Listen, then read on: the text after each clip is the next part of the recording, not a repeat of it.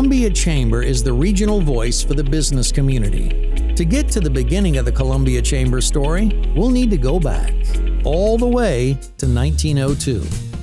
In 1902, much of the South was still rebuilding from Sherman's march during the Civil War, and Columbia's Main Street was also starting fresh. This meant a new growing period for merchants and businessmen alike.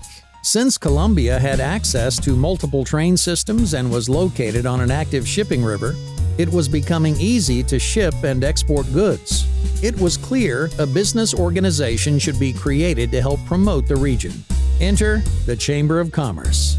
The first chamber president, Mr. Washington A. Clark, was elected along with 30 board of director members. On December 4, 1902, the first public meeting of the Columbia Chamber took place in City Hall and was the most thoroughly representative gathering of businessmen that Columbia has known in years. On December 13, 1902, the Chamber found its first home on the northeast corner of Lady and Main Streets, over the Abbott store. A year later, on November 23rd, the first Chamber annual meeting was held, and the first annual banquet, which we call Gala now, was held on December 30th. The toasts went on until 3 a.m., and topics ranged from the state of the city, future developments of the South along industrial and agricultural lines, South Carolina's seaports, and other commerce topics.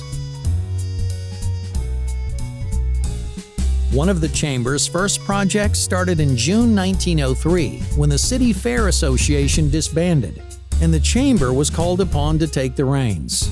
The SC State Fair in 1903 featured a daily street carnival with 15 big shows in one.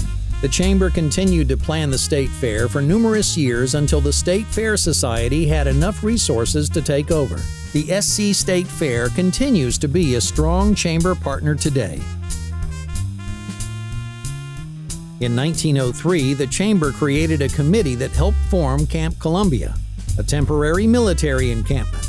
In 1917, with the U.S. entering World War I, the Chamber raised $50,000 to purchase the 53,000 acres to start Camp Jackson, named after South Carolina native President Andrew Jackson. Camp Jackson became permanent and received a name change to Fort Jackson in 1940. 1 year after opening, the Chamber outgrew its space above Abbott's store and in 1904 moved to Columbia's second City Hall and Opera House, located on the corner of Main and Gervais Streets, where the Main and Gervais office tower is now. The Chamber continued to grow over the years and has since moved to numerous locations around the Main Street district. The Columbia Chamber has always advocated for small and large businesses. A great example of the success of the Chamber's longtime partnerships is with Blue Cross Blue Shield of South Carolina. In 1957, Blue Cross moved its headquarters to Columbia and in 1960 joined the Columbia Chamber and remains a partner to this day.